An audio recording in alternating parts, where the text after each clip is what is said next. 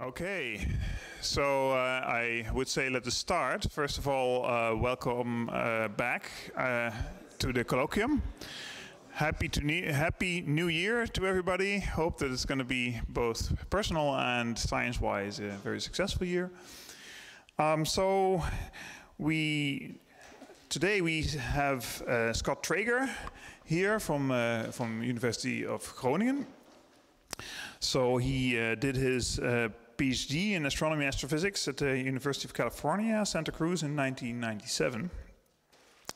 And then went to, well, he actually had also a summer studentship in Lawrence Livermore National. That was when I was an undergraduate. Yes, yeah. But you work in a bomb factory, right? So, okay. And then after the PhD, went to Carnegie Institution of Washington, Pasadena. Then had a Hubble Fellowship from 1999 to 2002 at the Carnegie Institution, and then went to Groningen in the Netherlands as an assistant professor, and then in 2007 became an associate professor tenured at the same institute in the Netherlands. In north, I think it's the most remote city of the Netherlands. Yes. Yeah. Yeah, you can have remote cities in the Netherlands too. As Laura, we're the farthest away from anywhere. Okay, and so today he's going to talk about the low mass stellar IMF in early type galaxies.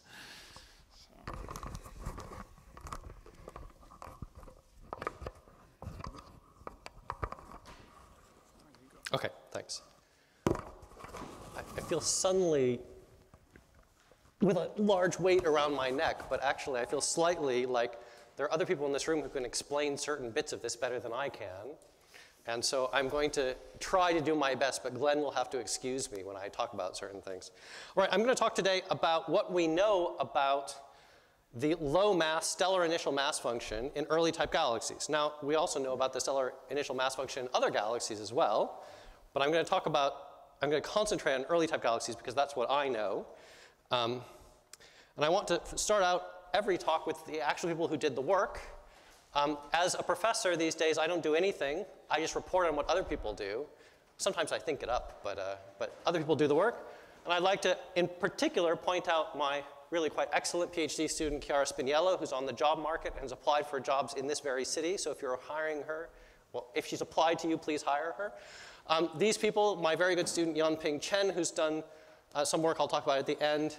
Elsa Starkenberg, who used to be a PhD student, but not of mine, who's a quite excellent postdoc at the moment in Victoria in Canada, who's done a little bit of work that you can ask me about at the very end, and all these other people. But in particular, I want to point out that there is a wiki, imf12.wikispaces.com, which covers a meeting that I organized together with Leon and Tommaso at the Lorentz Center in Leiden about 2 months ago now, actually about a month and a half ago now, called Is the Stellar IMF Universal?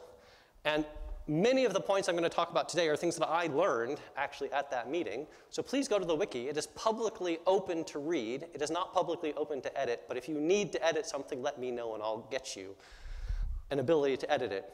But some of the things I'm showing today came from that meeting, and a lot of things I understand about the IMF came from that meeting. So I'm really learning this subject, and I'll tell you what I've learned. Right, so what is the IMF? So let's just start with real basics here. Everybody in this room, I assume, is an astronomer. So I'm going to use astronomical terms to describe these things, but I'm assuming that not everybody is a stellar person. Some of you work on planets, some of you might work on AGN, some of you may work on, I don't know, early universe cosmology. So what's the initial mass function? The initial mass function tells us the number of stars formed at any given mass in a single burst of star formation. So this is the masses formed instantaneously at the beginning of any starburst. Now in reality, starbursts take time, and some stars actually die before you can even count them, but this is our best guess. This here is actually the initial mass function that we have actually observed, or we think we've observed, from the trapezium cluster. And in this case, stellar mass runs from the right and goes upwards to the left, which is a bit weird, but this is how low stellar mass people do it because this stuff is more important to them than this stuff. I'm a galaxy person, so this stuff is more important than this stuff. But I'll make sure that you understand which way the plots go. Now, typically we parameterize the IMF either by saying it's the number of stars formed in a given bin of log mass, in which case I use the notation m to the minus alpha to parameterize the power law at any given mass, m. But in fact, most people these days in the galaxy game actually use dn dm instead of dn d log m, and this is parameterized as m to the minus x. This is my notation. This is the notation that extragalactic people use. This is not necessarily the notation that galactic people use. I urge you to look at papers like the excellent review by Nate Bastian et al. In 2010 for a different notation. But this is the notation I will use throughout this talk. And I've tried to make sure that the plots are consistent. They're not all because I stole them from various people or lifted them from various papers. But note that there's a simple relationship between x and alpha. X is just equal to alpha plus 1. But in reality, x and alpha can actually be parameters, functions of m here. So that the slope of this parameterized mass function can change as a function of the mass of the stars. And in fact, that's probably what's actually happening. The very first initial mass function, in fact, it was called the original mass function by Salpeter, is this red line here. This is the Salpeter 1955 mass function. Who counted? Salpeter counted local stars. He made some assumptions about how star formation in the galaxy worked. He assumed that the disk was forming stars continuously. And he counted the number of stars. And he said over the range between 10 stellar masses and about 0.4 solar masses, it's roughly a power law. And if you actually look at his paper, it's not quite a power law. It actually turns over at the high mass end. And he doesn't really know what it looks like down here. But he makes an estimate, and he guesses that it looks like a power law roughly with x equals 2.35. And this is the number that we use, and this is what we call a Salpeter mass function. It's this power law, this single power law with this particular exponent. Now, I use minus. I absorb the minus sign into everything because I don't want to say minus 2.535 every single time, so I just say 2.35. But in fact, by the late 70s, it was realized that, of course, the IMF below a solar mass didn't look like this. It wasn't a power law below a solar mass. In fact, it almost certainly turned over. And this is a compilation that Ivan Baldry made a couple of years ago, around 2005, actually, of the different IMFs that had been proposed up to that point. And you see that there's a wide variety, but most of them, except for the Salpeter one, which is this red one here, turn over somewhere around a solar mass, and actually have fewer stars at low masses than around a solar mass. And this is crucial because this is actually something that we want to be able to test in other galaxies. Is this only true for the Milky Way, or is this true for all galaxies? And recent reparameterizations of this have shown that basically, while above around half a solar mass or so, it probably is a power law or something like a power law. Below about half a solar mass, it really does flatten out, and it may even turn over at around the brown dwarf hydrogen burning limit. And in fact, what's really going on down here is a matter of intense speculation, which I will not get into at all in this talk. Your friendly neighborhood star formation people will tell you more about what's happening in the brown dwarf regime, but it's not something we can actually test directly in early type galaxies, which we can do, it turns out, for this region, as I'll show you later on. Now, I will actually refer to these sort of power law IMFs as Salpeter-like. I will call these log normal IMFs as Chabrier-like, and these broken power law ones are referred to as Krupa type, based on the people who have used them most often. Now, in reality, Chabrier didn't invent this log normal IMF. It actually goes back much farther than Chabrier. There's a good paper by Adams et al. In the mid-90s that actually shows this. And in fact, other parameterizations show this as well. But this is what we do today. Now, for the cognoscenti, you'll actually notice that there are two different Chabrier IMFs on here. There's the dotted one and the solid one. The dotted one is what stellar population people use, unfortunately. The black one is probably closer to the truth. There's a factor of a few difference here in the total number of stars and the total mass at a fixed light. But we tend to use the upper one, the dotted one. So why should we care at all about the initial mass function? What does it mean to us? Well, if you care about stars, the IMF tells you how many stars are formed at a given stellar mass, is what I just said. So the IMF itself is a key measurable of any successful complete star formation theory. Now, my star formation theory friends in the audience say, yes, but we could do lots of other things. But yes, but we need to be able to predict this as well. So this is a key measurable, a key prediction of any good star formation theory, any complete star formation theory. So this is something we want to be able to predict. I don't know if we can do this yet. I'll talk about this a little bit at the end. But it's something we need to be able to predict. So we need to know if the IMF is the same everywhere. If you care mostly about metals, that is, if you're somebody who studies the evolution of metals in the universe, which I do occasionally, the IMF tells us how many high-mass stars, which produce type 2 supernovae, therefore the alpha elements like magnesium and silicon and sulfur, intermediate mass elements, which produce type 1A supernova, which produce the iron peak elements and also most of the AGB stars, and low-mass stars, that is the stuff that we see today, are formed, and this controls the yield of a star formation event in the chemical sense. So this tells you basically how much metals you produce for any given mass of star formation. This is a crucial number for understanding how metals evolve in the universe. And by extension, if you care about dust and gas, so if you're a person who only cares about H1, or if you only care about the dust content of local things, it still is important because this IMF, particularly the high mass part, tells you about the cycling of gas and dust into stars and back again. So the IMF is really a crucial thing. Now, for people like me who work on galaxies primarily, the IMF is very crucial because it tells you what the mass to light ratio of a stellar population is. And why is that interesting? Well, the IMF, the mass to light ratio is the convolution of the initial mass function with the present day luminosity function of a stellar population. So knowing the low mass IMF slope is essential to determine what the mass of a galaxy is given the amount of light it has. Now, why would we do that? Well, it turns out lots of galaxies are really hard to actually observe in a way that you can measure their mass, but you can always measure their light. So if you want to know what the total mass of stars in the universe is in galaxies, you need to be able to at least transform from luminosity to mass. You do that using a stellar population model that tells you what the mass to light ratio is. But if you have a different IMF in those galaxies, because there are too many low-mass stars or too many high-mass stars in those galaxies compared to what we think is locally happening, you'll get the wrong answer.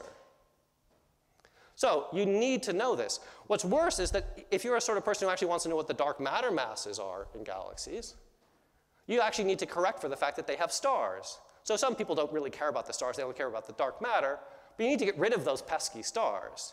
So you need to have some idea of how to get rid of those stars. How much do they weigh? So I can actually measure the mass of the part of the galaxy I care about, which is the dark matter. So, big gulp. Now, I'm working with, my real computer died yesterday about an hour before I left, so I had to take it to the shop on the way to the train station. I had to run home and get a new, actually a very old computer, and it's a bit slow. So not all the slide transitions are going to be perfect. Right. So what does this actually mean? I keep talking about, well, maybe the IMF varies. Well, what happens if it varies? What does it mean? So let's take a simple case. Let's take a galaxy that has some fixed total light, and let's consider two different cases. The first case is a saltpeter IMF. And the second case is this Chabrier 2003 IMF that turns over at low masses below about a solar mass. Down to 0.1, if you integrate these two IMFs weighted by the light in a star, in a stellar population, say, of 13.5 billion years with, say, solar metallicity, which is typical, say, of an early type galaxy, roughly, a saltpeter IMF gives you 1.6 times as much mass as a Chabrier IMF. Now, that's not quite a factor of 2, but it's a lot, 60%. It's even worse if, in fact, you have a power law IMF, which I will show you is not outside the realm of possibility, with a slope of 3 instead of 2.35. That has 3 times as much mass as a Chabrier IMF with the same amount of total light in the optical, or even in the K-band. That's a big difference. Why is this? Well, it's because nearly all of the stellar mass and nearly none of the light is in these low mass stars. So here's a plot from Conroy and Van Dockum earlier in 2012, the first of several papers in 2012 there that I'll be referring to.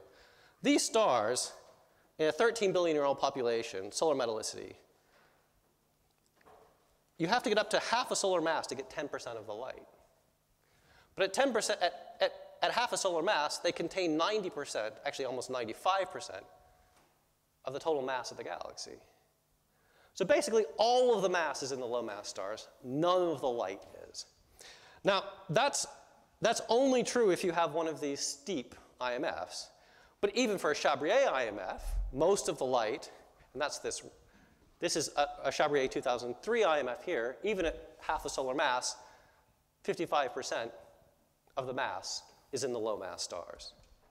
So basically, you have to know what these stars are doing in order to get a good mass estimate for your galaxies. And that means, do you want to know what the dark matter mass of your galaxies, or do you just want to know the total mass of stars in the universe? You have to know what the IMF is. So the basic question is the low mass IMF universal? And what do I mean by universal? Well, so at this meeting that I organized with Tommaso and Leon, we asked the question, what does it mean to be universal? So very briefly, let me say that within statistical uncertainties, the IMF is the same. What does the same mean? I mean, this is like Clinton talking about is the definition of is, right? What is the definition of sex? The definition here that we want to ask is does the change in the IMF substantially change the mass that you infer in galaxies? That's my question. That's the one I'm interested in asking. And I'm going to show you that the answer is most likely yes, it is, well, rather, no, it is not universal. It does change. And we have three different lines of evidence of this. But I'm first going to show you what it looks like in the Milky Way again. So we can actually measure the Milky Way star, in the Milky Way clusters, and in the field, we can actually measure the initial mass function star by star. That is, we can count up the number of stars. We can make a correction for the dynamical evolution of that system in some way, which may or may not be correct, as Ralph and I talked about earlier today. But if you make certain assumptions about how this works, the answer is at least the peak of the IMF is roughly in the same place, to within statistical errors.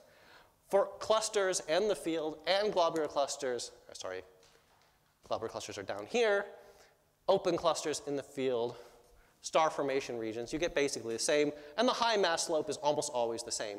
The low mass slope is a bit of an issue. This is Taurus. Taurus and the ONC are a bit weird, probably because they haven't dynamically evolved as much as the other ones, and because actually their dynamical corrections are probably wrong for various reasons. So, but accounting for dynamical evolution of observational effects, probably in the Milky Way, the IMF is about the same. This is a plot of, here he's plotted gamma. It's what I called alpha earlier. This is the slope of the logarithmic mass, initial mass function, as a function of stellar mass. These orange lines here are the Krupa IMF. This cyan line is the original saltpeter IMF, except it actually should extend down to about there, which is clearly wrong.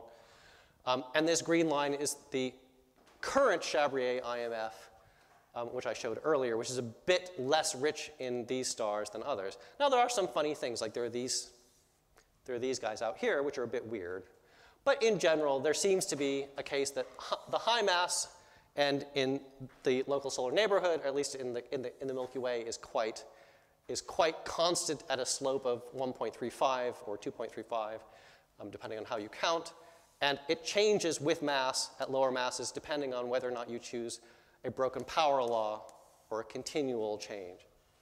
Now, finally, just one more slide to prove to you that it probably is constant, or at least uniform in the Milky Way, is this one. This is actually from Moreau's work and her groups. And they have actually they've counted stars in different clusters in exactly the same way, with the exact same telescope, the exact same detector.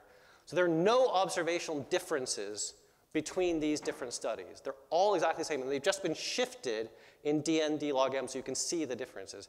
But they actually are the same at every point, with the possible exception of that weirdo there. Now the question is, are these really the same because maybe there's some differences, and these lines are actually the same line in each of these plots. But it's very, very close to within the observational uncertainties. So within the galaxy, we think that even in the bulge of our galaxy, it looks very similar to this. So what are the, about in other galaxies, which is really what I'm here to talk to you about? Well, there are 3 lines of evidence, which I'm going to condense down into 2, that show us that the IMF is probably different in other galaxies, at least in giant elliptical galaxies. The first 2 are dynamics and or gravitational lensing. These tell us the total mass of the object, modulo some things I'll talk about in a second. If you combine these total masses with an analysis of the stellar population, basically using the colors or sometimes actually the spectra, you get a stellar mass, you get a total mass, you compare the 2 and you ask, are they consistent? Now there are some issues related to this that I'll talk about. The other possibility is that you could actually just directly detect these things. Can you actually see them in the light? Now I've said that they're incredibly faint, but they're not incredibly faint everywhere, it turns out. And there are certain regions of the spectrum which are actually affected by these stars more than others. So let me start with gravitational lensing, dynamics, and colors. Now, I'm not a lensing person, but my friends are. So let me say, we have this joke in the US, I'm not a doctor, but I play one on TV. So for a minute, I'm going to pretend to be a lensing person, which I'm absolutely not. We all know about lensing, right? A gravitational mass sheet effectively deflects the light from a background object through some angle. The deflection angle there tells you something about the mass in this sheet. So that's a very crude way of putting this, but in reality, you can actually measure, by doing a good lensing model, the total mass enclosed in a cylinder with the radius of, say, the Einstein radius, which you define by being the critical radius for lensing here, to something like 1 to 2%, my lensing friends tell me. Now, there's a problem, though, which is that any additional sheets of mass along this line of sight actually are degenerate with this particular mass and other properties that you measure. So you need some other way to control that degeneracy. Now, I asked my lensing friends, and they say, well, at redshift of a half, there aren't that many mass sheets between you and them. I said, yeah, but how do I explain that to people? Well, there is another way to do it, of course, which is you can actually use the dynamics. You can actually measure how fast the stars are moving in the galaxy. And you can say, well, that tells you about the potential, and the potential tells you about the mass. And effectively, it's not quite the same measurement of the potential.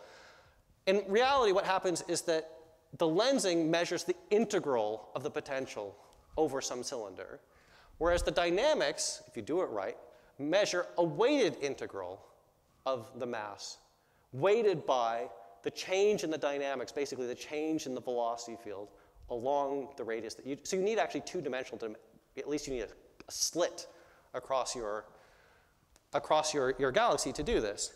But the problem here is that under normal circumstances, if you don't have complete 2D data, you have another degeneracy, not a degeneracy between any mass that's in front of you, but a degeneracy in the galaxy between the mass of the galaxy and the amount of radial anisotropy there is. And you can actually work this out by just writing down the Jeans equations, and you can see it basically instantly. At least Glenn can. So we all turn to Glenn, and he tells us how to do this.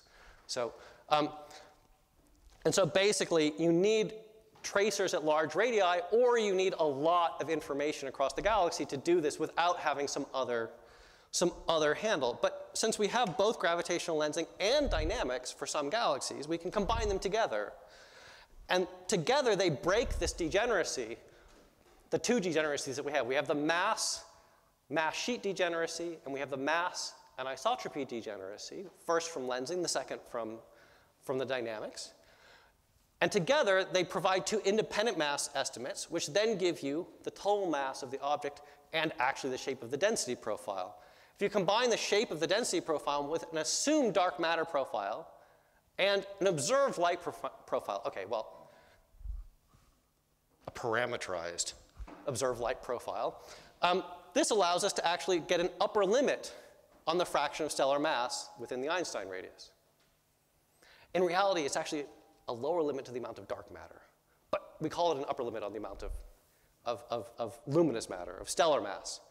And so therefore, we get something which I'll call M star LD for lensing and dynamics. So this is the amount of stellar mass we think is coming from lensing and dynamics.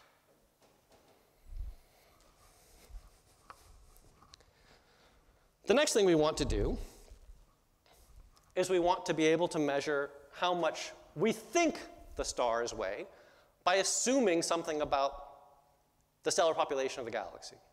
So what we do is we say, okay, let's analyze the colors of the lens galaxies, or maybe even a spectrum if we're really lucky, as I'll show you a bit later. We choose some library of stellar population models, which probably are composite. They have various star formation histories. You choose a given IMF parameterization. This is the key point. You choose an IMF, either a saltpeter or a Chabrier, usually 2003 IMF. And then you can determine a stellar mass in the stellar population by multiplying the observed luminosity with the inferred stellar mass to light ratio. So this is where the stellar mass to light ratio basically comes in that I talked about earlier. This is where the IMF affects the measurement, is in this quantity here. So now you have a mass from stellar population synthesis, and you have a mass from lensing and dynamics. So let's ask the question, are those the same? So Tommaso Trager and his group have defined this thing that they call the IMF discrepancy parameter. Unfortunately, they change the definition of this every 2 years, but this is more or less the current definition, except here the 0 point is for a saltpeter IMF. The current definition that they use, I don't know if Aaron's in the audience. No, he's not here. Aaron Dutton currently uses a parameterization with the Chabrier IMF as the 0 point, but I'm not going to show those plots unless you ask me about them later. So what we see here is that basically, as a function of the velocity dispersion of the galaxy, low mass galaxies, low velocity dispersion galaxies, are sub-saltpeter, and high mass galaxies are super saltpeter in terms of their average mass of the lensing and dynamics compared to the stellar population synthesis. So if we assume that this is all due to IMF, then these galaxies have more low mass stars, and these galaxies have fewer low mass stars. But in reality, the galaxy is actually down here.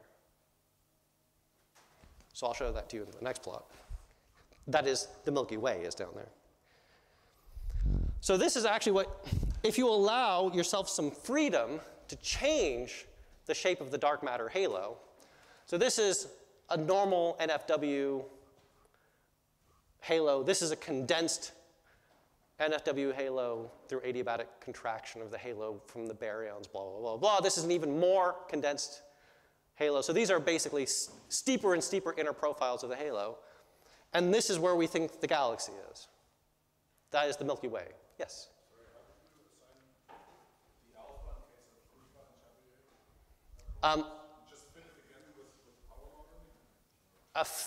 Effectively, what you do is you say, I know that there's basically, I know that the saltpeter IMF has 60% as much mass integrated at the same light down to 0.1 solar mass. And that gives you an offset between the saltpeter and the Chabrier IMFs. You do the same thing with Krupa, which is a little less than 60%. And that gives you this difference here. Okay. Yeah, sorry. Yes, this alpha is not the same alpha I showed earlier. I'm sorry, there is a problem in this field that people are not very creative about their use of Greek letters and symbols, and they seem to use the same ones like alpha again and again and again and again. But they use them for completely different things. So my apologies here. This alpha here that I'm showing is this mismatch parameter. It's not the slope of the low mass IMF. It is actually the log of alpha, yes, even worse. I'll beat up Tommaso the next time I see him. He made this plot. Actually, he didn't. Matt Auger made this plot. So the next time I'm in Cambridge, I'll go beat up Matt Auger. But what Matt says here is that as a function of the mass of the galaxy, which is running in this direction, all of these early type galaxies need to have an IMF that is steeper than what the Milky Way should be, which is somewhere down here, in order to actually match the lensing results. Even if the dark matter halo is not what we think it is, which is this one. Well, it might be somewhere in here, we don't know, but it's certainly not. So you still need a steep IMF, even if you can really contract the halo to be much steeper in the center so that there's much more dark matter in the center than you think there should be. So Trager et al., Tommaso and his colleagues, suggested that either the IMF is not universal or dark matter halos are not universal. That is, the dark matter halo slope has to change as a function of mass in order to take away this effect, or the IMF slope has to change as a function of mass. But it's impossible with this data to decide which one is the correct one. But you still need an IMF heavier than the Milky Way for these galaxies. So I would say that even if something catastrophically, conspiratorially says that IMF and dark matter halos are changing in some funny way to basically preserve the IMF, but the dark matter halo is changing or something else crazy is going on, you still need an IMF heavier than the Milky Way if the lensing and dynamics results are correct. Now, here's the part that I should just hand over the floor to Glenn, but I'll try and tell it anyway, and I'll be very embarrassed. I had forgotten that you would be here, so mea culpa. Okay, so the other way to do this is to actually take 2D kinematics from a spectrograph that actually can measure the full velocity field of a galaxy, like Sauron, for example, or the VMOS IFU, or PPAC, or PMAS, or whatever. Now, the nice thing about this is that these 2D velocity fields, where you get different samples around the velocity field of the galaxy, allow you to break the mass anisotropy degeneracy because you can actually effectively measure the radial anisotropy at any given point by fitting models of orbits to your velocity fields. Actually, to be really exact, to the line of sight velocity distribution, which has much more information in it than just the velocity field. For nearby galaxies, this allows for a decoupling of the light and the mass. And again, you can measure accurately F star, the fraction of luminous matter, as long as the galaxy kinematics are well resolved out to about an effective radius. You don't have to go out that far, but it's good to have some information about what's going on out there and sufficiently high signal to noise so you get a really good measurement of the line of sight velocity dispersion. So then, if you know the total mass to light ratio from your two-dimensional dynamics, and you know what F star is to fit those dynamics, which I'll show you in a second, then you get a mass to light ratio in stars, independent of the stellar population model, independent of the IMF. This again assumes that you have some knowledge of the dark matter halo, and you can actually measure the kinematics directly in this two-dimensional set. So there's this beautiful plot from the Capillari et al. 2012 Nature paper from the Atlas 3D survey. And what you see is basically in the dark matter fractions that you assume here, or that you actually can infer from the modeling, range from about 1 to 6%, depending on which galaxy you're talking about and over what sort of range in radius you're talking about. If you assume then actually that in reality the mass to light ratios are even smaller because actually maybe you've assumed the wrong IMF or something, it turns out that by changing the IMF by a factor which is similar to the difference between a saltpeter and a Chabrier IMF, you get completely the wrong answer. So you really do need to have these best fits. These are the best ones. I'm not sure if I've explained that very well, Glenn, but this is a complicated plot, so I hope I've done a good job here. And they've done this for 260 galaxies, so there's a huge amount of information here. Now, again, this just gives you this gives you a dynamical mass to light ratio, and you're trying to ask the question, how much is actually in the stars? So what is it that the stars are doing? So again, you need to fit a stellar population model assuming an initial mass function. So they do this, and they get a mass to light ratio, SPS, inferred by comparing the spectrum of each galaxy to a model. Again, assuming a given IMF parameterization. In this case, they assume saltpeter. Do they agree? Asking the same question again for the dynamics as we asked for the lensing plus dynamics. And the answer is no. But remember, this is a completely independent way of doing things from what I showed you from lensing and dynamics. Lensing and dynamics is a gravitational lens measurement plus a one-dimensional cut through the galaxy in general. This is a two-dimensional velocity field analyzed in a completely different way. Moreover, actually, the stellar population analysis is completely different. Because the stellar population analysis here is done from full spectral fitting, and previously it was done from colors. So I just want to make sure that you understand these are two completely independent results. I hope that's a fair statement, but I believe that these are completely independent results. And here, if you take saltpeter as, again, unity or 0 in a log sense, you wind up with populations of stars for the best possible general halo in these models, where the highest mass galaxies, and in particular the highest mass to light ratio galaxies, which is more accurate to be said for this population, is roughly 1.5 times the saltpeter value, which gives you a slope not of minus 2.35, which is saltpeter, but minus 2.8, or minus 1.5. I'll come back to this one in a second. But note that many of these galaxies have IMFs that are actually very nearly that of the Milky Way. There are even some that seem to be way below the Milky Way, which is interesting, and I'd like to know more about these galaxies personally. But let's concentrate on the high mass ones for a minute. So let's take a second to look at this, and let's ask the question, why does both a bottom-heavy IMF, minus 2.8, or 2.8 in my language, that is dwarf-rich, and a top-heavy IMF, 1.5, give the same mass-to-light ratio? This is crazy, isn't it? Well, no, it's not. Because remember that stars die. In particular, high-mass stars die. High-mass stars die, and they leave behind something. They leave behind a remnant. They leave behind a white dwarf, or a neutron star, or a black hole, whatever it is that they leave behind. When you have an IMF, which is top-heavy, that is, with a lot of high-mass stars, they leave behind a lot of remnants. In fact, they can leave behind so many remnants that the total mass of the population looks exactly like that in a dwarf-rich population, a bottom-heavy population. But there is a way to distinguish between these. And the way to distinguish between these is to realize that the high-mass stars are what are producing things like magnesium and silicon and sulfur and things like that that you can actually see in the current stars that are in the system. Unless, honestly, this was a delta function in star formation, which it wasn't. I promise. I'll bet my life on it that it wasn't. So it turns out that top-heavy IMFs this steep with x equals 1.5 are completely ruled out by present-day observations, or rather, observations of present-day galaxies through their abundances.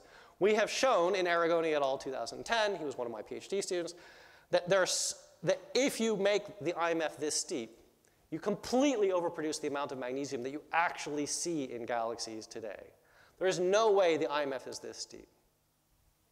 So I really believe that the right answer here is that it's bottom-heavy and not top-heavy, because otherwise you get the chemistry of the galaxies completely wrong. And this can actually be seen directly actually in the X-rays. And we know that the X-ray halos of giant galaxies are not that rich in alphas. Okay. So the story so far, I've used up about half my time. I'm halfway through the talk. That's good. I'm going to drink up and move a bit more quickly. I see Case staring at his watch. So we need bottom-heavy IMFs. Meanwhile, in stellar population land, can we actually see these dwarf stars? And the answer is yes, because stellar physics comes to help us. Stars are good for something. Even those of you who work on other things other than stars, remember stars are actually useful. Surface gravity features actually tell us whether or not these stars are there. And I want to remind you all, those of you who are as old as I am, or maybe even a little bit older, and those particularly who are younger than I am, that there is such a thing called the Morgan-Keenan classification system. The MK system for classifying galaxies is a two-dimensional classification system. There's the temperature, which is what we all know as O, B, A, F, G, K, M, L, T, blah, blah, blah, blah, blah. There's also a second one, which is 1, 1A, 1B, 2, 3, 4, 5. It's the second part of that that's the important one.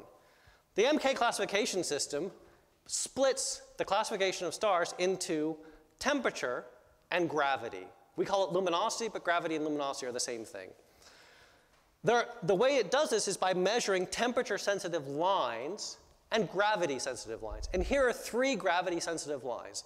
This is the sodium-1 triplet at 8,200 angstroms, which is actually crucial for the rest of this talk, so please remember it. It's this line and that line. Here are 3 stars. These 2 stars here are giants, K and M giants. These 2 stars are 2 different temperature M dwarfs. This is a warmer M dwarf, a cooler M dwarf. This is the calcium triplet feature. These lighter lines here are the giants. These heavier lines are the dwarfs. You see that this is much heavier, much stronger feature in the giants. Here is the wing forward band, as it's called. This is the iron hydride feature at about 9950 angstroms. And here is an M7 dwarf, which this feature is just whopping. It's just huge in this. And this is not a temperature effect. This is purely a gravity effect, basically. It's partly a temperature effect because actually even this one is a lot stronger than that one. So basically, you can actually see the effect of these kinds of stars in the population.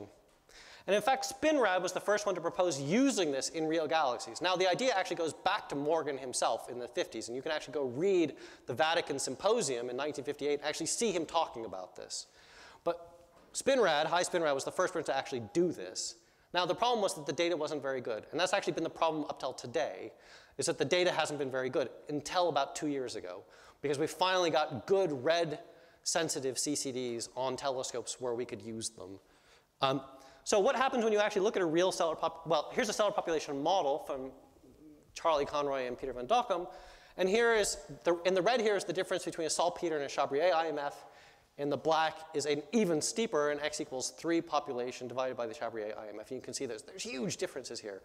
But basically, look here, there are these lines here, there are these features. Now they're weak features. This flux ratio is tiny. This is 5%, 10%, 15%. But we can measure these in good spectra. We need high signal to noise, of course, but we can actually measure these in spectra. So we want to look for these features where the cool dwarfs hide. They're hidden, but they're actually visible. We can actually see them by looking at the spectra very carefully. And the discovery diagram by Peter and Charlie, Van Dokkum and Conroy 2011 in Nature, suggested that there are so many of these stars that the dwarfs basically dominate the mass hugely, that these have extremely bottom-heavy IMFs. If the saltpeter IMF is 2.35, and certainly it's probably much less, the actual X in the Milky Way is much less than that at these masses. These numbers are more like 3 to 3.5. And it turns out that you can actually stare at these diagrams for a long time, and here's actually the 2 best ones, here and here. And in the models that they had in 2011, these galaxies, which are galaxies in Virgo and Coma, Virgo is gray, Coma is black here, they have to have a low mass IMF somewhere in this region. That is, these are dominated by M dwarf stars.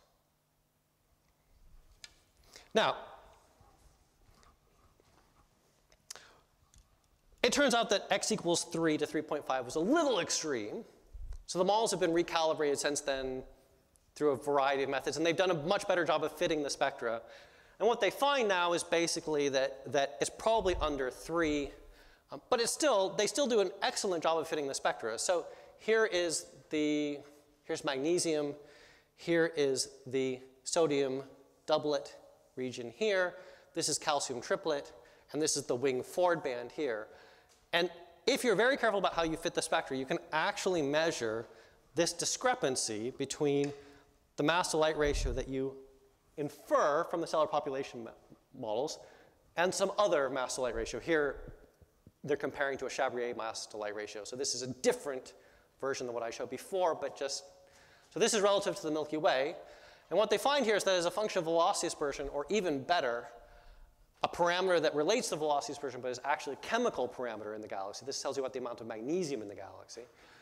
There's a correlation between how much mass is in those stars compared to what it would be if it had a purely Milky Way IMF.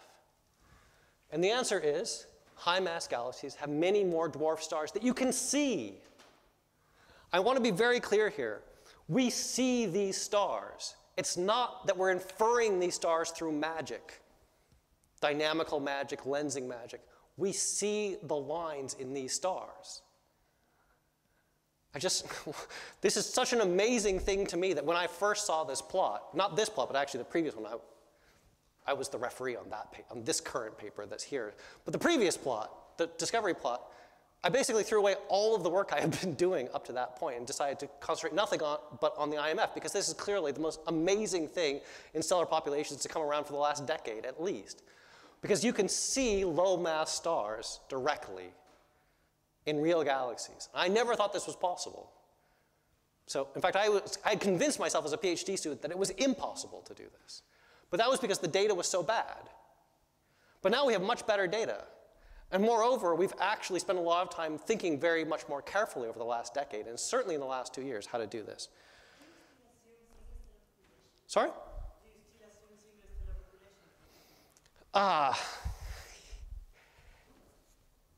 Yes. So,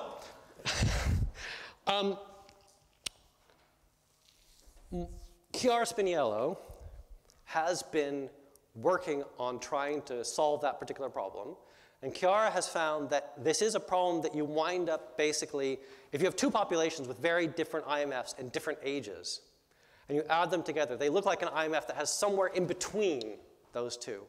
So in some sense, we might, if these galaxies actually have strong young populations in them, you could imagine that actually we're underestimating the slope of the low mass IMF. Because what happens is the young stars put in a constant continuum that weakens the features. So it's a problem that we haven't solved yet. We think, but let me come back to this in a second, because we have a way around this, because we have lensing that we can, and dynamics we can fall back on and ask, are these numbers reasonable? Okay. Yes.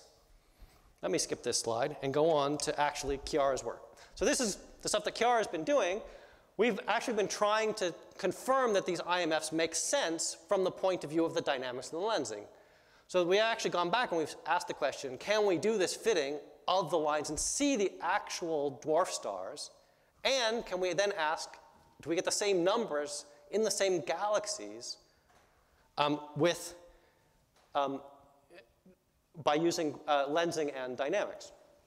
So I'm going to concentrate on one of these two papers I just mentioned in the previous slide. I'm going to concentrate on the second of them, where we've actually done this in more detail. This is one of the SLAX galaxies. We call it X-Lens 5. It has that particular phone number. It's a Sloan galaxy that's clearly a lensing galaxy. There's the lensing arc of the background galaxy. That's the central galaxy there. It's very high velocity dispersion. It's at a moderate redshift. Well, it's very low redshift for this sample. It has a relatively big Einstein radius. We also compare this with 50 early type galaxies with velocity dispersions above 200 kilometers a second from DR8 of Sloan, and one oddball galaxy that we found in this sample that has incredibly strong sodium-1 doublet at 8,200 angstroms. So what we've done is we've gone to X-Shooter, we've taken a spectrum of this galaxy. This is just the optical part of the spectrum. The infrared part goes off the end. We haven't analyzed it yet for various reasons you can ask me about later. We measure the line strengths in this galaxy using indices. We use H-beta magnesium and 2 iron indices to give us age and metallicity. Those indices there, so that's H-beta there. This is magnesium and these 2 iron indices over here. And these are really insensitive to IMF and just sensitive to age and metallicity, so we can control the age of the population when we want to measure the IMF. And then we measure the IMF from sodium and from a line of titanium, a feature of titanium oxide. Unfortunately, the models and the spectrum have not been normalized quite right here. I've yelled at Chiara a couple of times about this, but these dotted lines here are the models. These solid lines are these two Sloan samples. And it turns out that you can actually tell the difference between different IMFs using this feature here and this feature here. So we've done that. I just want to point out that the lensing results, this is saltpeter IMF, these are steeper IMFs. The lensing results absolutely rule out anything as steep as x equals 3, because then there would be more mass in stars than there is mass in the galaxy. So, can't happen, physically. So, the upper limit on the slope of this mass is, on the slope of this IMF is about 3. And lo and behold, when we measure titanium oxide and magnesium to iron, here's a particular model, which given alpha to iron, this is solar. This is x equals 3. Here is our galaxy. This is slightly more metal rich. Here's x equals 3 there. And lo and behold, our galaxy actually has the right IMF for its lensing mass, if all of the mass is in stars.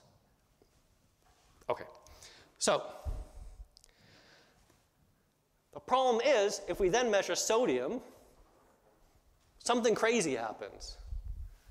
Our galaxy and this other Sloan galaxy wind up being completely in outer space. And in fact, if you say that this is all due to sodium abundance, that sodium abundance has to be huge. I would urge you to ask me about this in the questions because I won't have time to answer this. So please somebody ask me about sodium abundance in the questions because I really want to show a couple of plots. Okay, so what about the lower mass galaxies? Well, my other student working on this, Yanping Chen, has studied a bunch of galaxies, 7 low luminosity galaxies nearby from archival X-shooter spectra. And we find that these galaxies actually are more consistent with sub-saltpeter IMFs, with a possible exception of the most massive one here, which has a velocity dispersion of 280 kilometers a second. So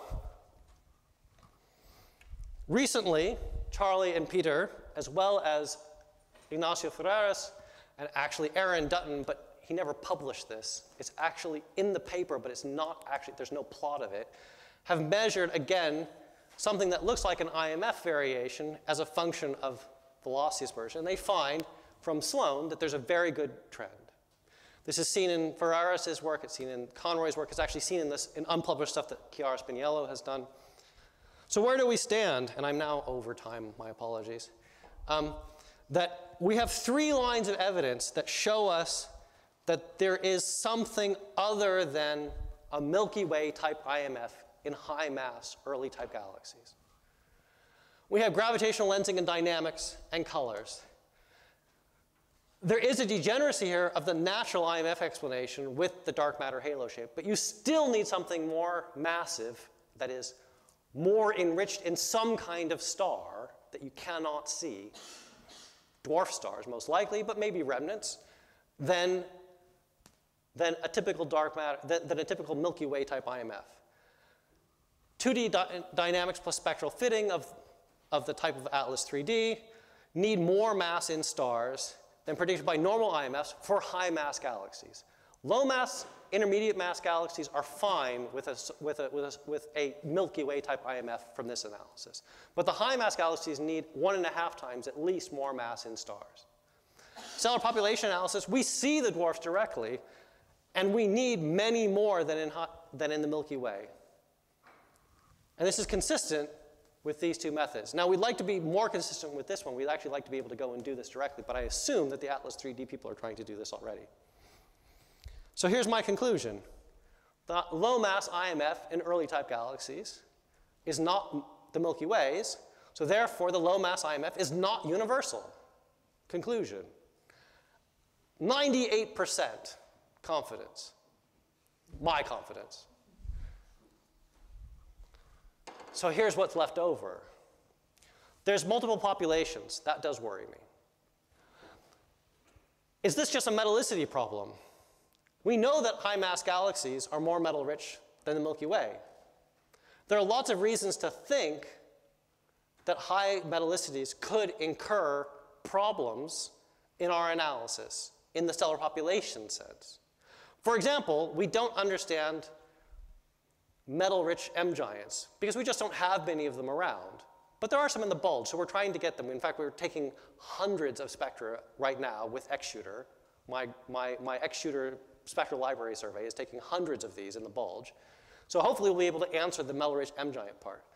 We don't know anything about metal-rich M dwarfs because there aren't any. At least there are none nearby.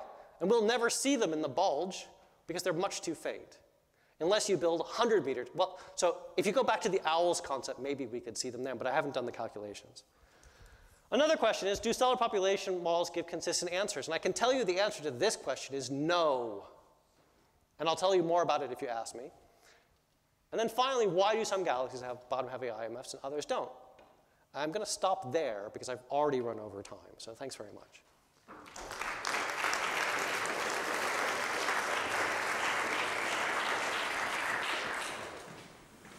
So thank you for this very nice talk. I would like to ask first the students if they would like to ask something.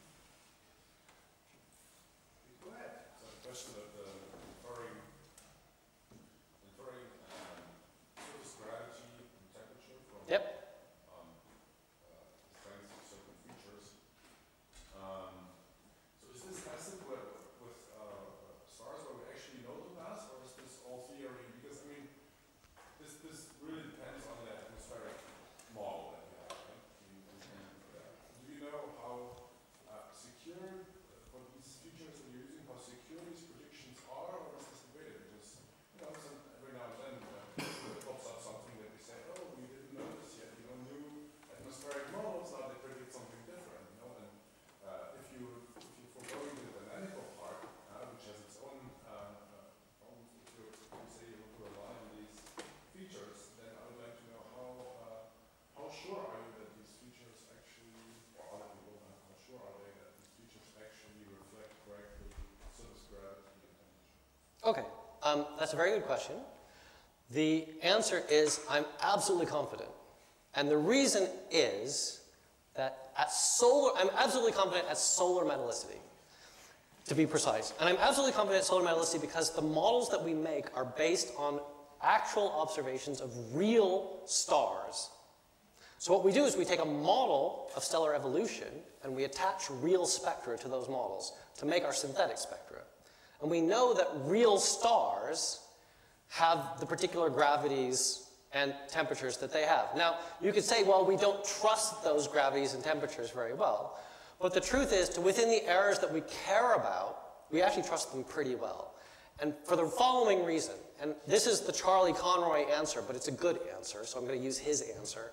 His answer is, we know what the total bolometric luminosity of these stars are.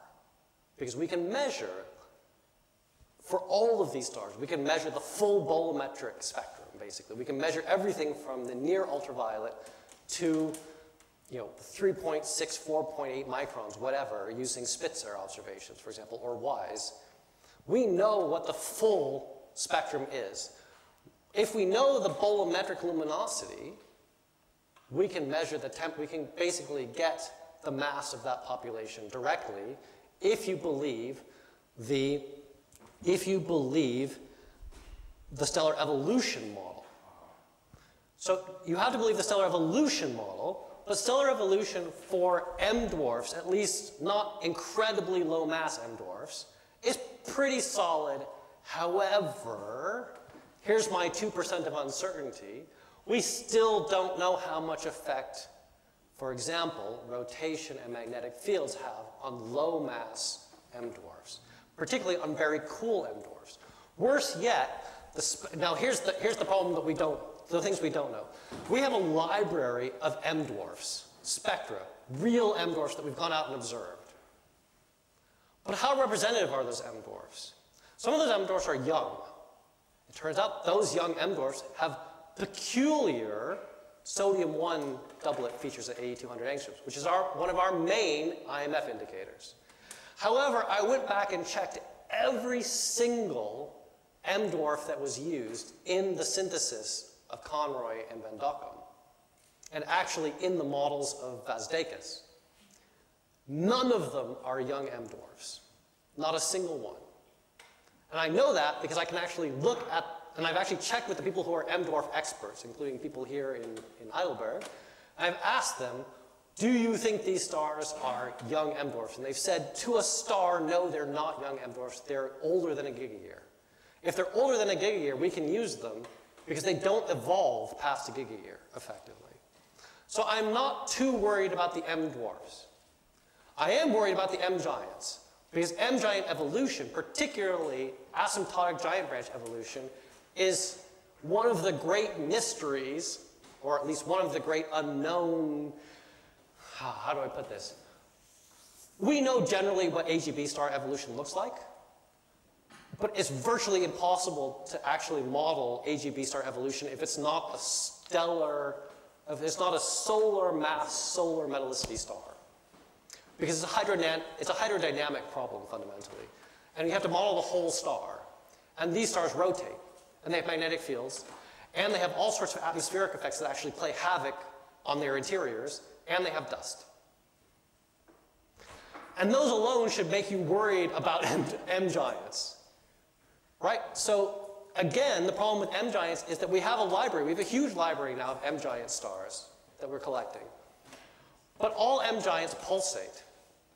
Every single M giant pulsates. It has to. In fact, they have to because of the way that they're set up. They're just the way that they evolve. Thermally pulsing means that they're pulsing, means that they vary.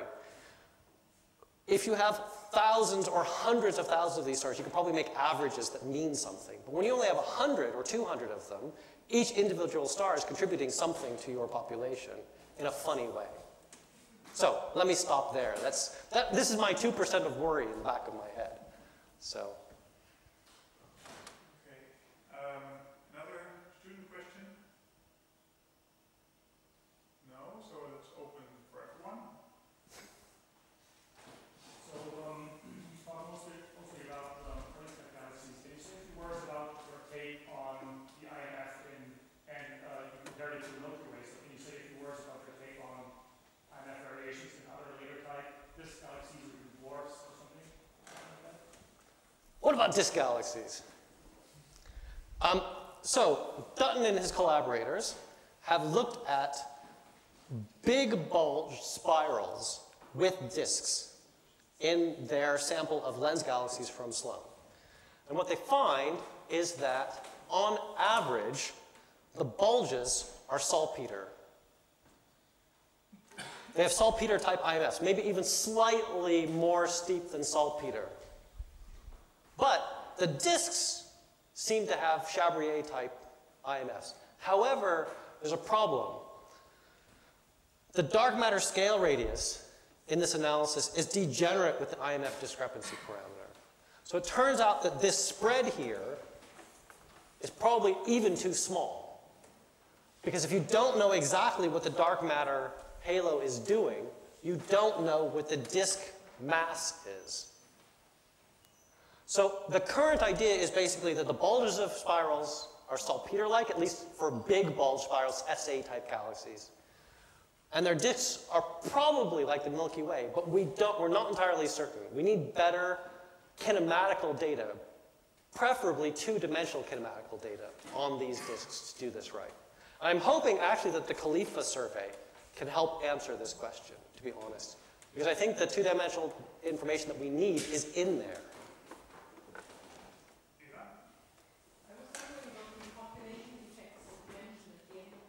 Yep. Basically, I guess one way of looking at that would be to use different observation models. For example, the same data as seen on the equation model. Another possible approach might be for you to figure out Excuse me.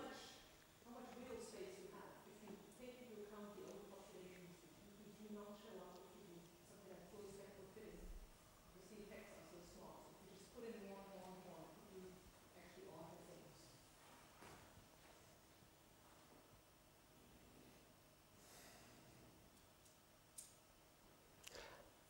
Every time you add a population that isn't dwarf stars, you weaken the lines.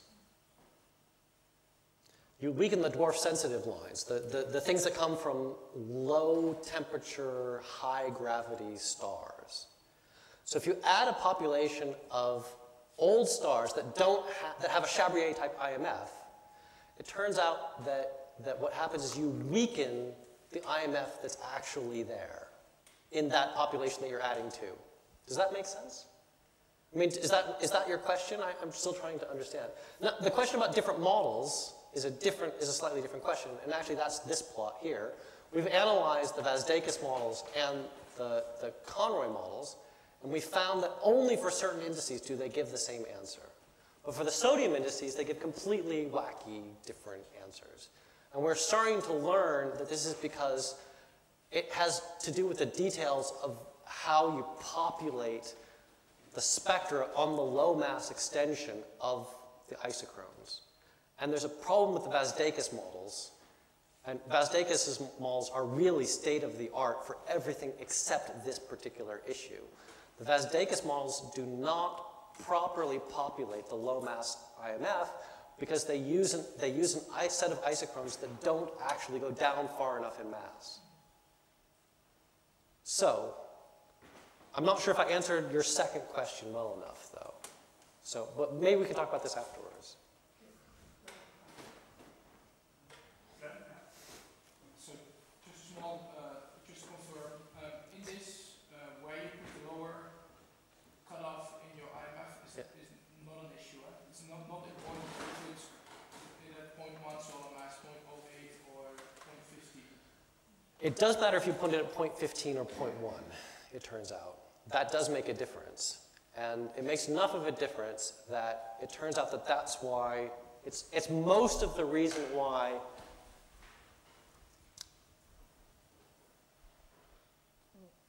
these models, which are, let's see if I get this right. This is Vazdakis, this is Conroy. Most of the difference here in sodium D comes from the fact, it comes from the difference between the fact that these models cut off at 0.15 and these models cut off at 0.1. They are really sensitive. In fact, if you go back to Conroy's paper, the first 2012 Conroy and Van Dokkum paper, he actually has a very complicated, confusing plot, which is why I didn't show it in here. But he shows that you can actually, if you were careful enough, and you had the right models and the right way of doing things, you could actually, different lines are sensitive to different mass stars. You could conceivably measure the IMF piece by piece in composite spectra. And so I'm hiring a PhD, I'm hiring a postdoc at the moment to try and do this. Because we think that we actually have the stellar models available, not the stellar models, we have the stellar spectra available to make models that will do this. But I still don't know if it's possible. But it's a good try, it's a good trick if we could do it. The main point is confirmation doesn't change your main conclusion. It doesn't change the main conclusion, no. You need significant amount of dwarfs. No, but it does change the details. You still need a lot of dwarfs in anybody's models. But in Conroy's models, you also need a huge amount of sodium. In Vazdakis' models, you don't need any more sodium than is in the local solar neighborhood. But in both models, you need a lot of IMF. You need a lot of low-mass stars. So yes, the cutoff doesn't affect the main conclusion. It affects the details of the conclusion. Let me pick up again your conclusion slide and the very last question. So what do you think is the physics behind these variations? Why do we have a quote-unquote non-IMF in disks, but in bulges and very massive ellipticals we have these variations? There must be speculations about the physical origin. Well, this is one of these plants, right? Because this is what we talked about this morning. So let me summarize the conclusion by saying current ideas on this subject suggest that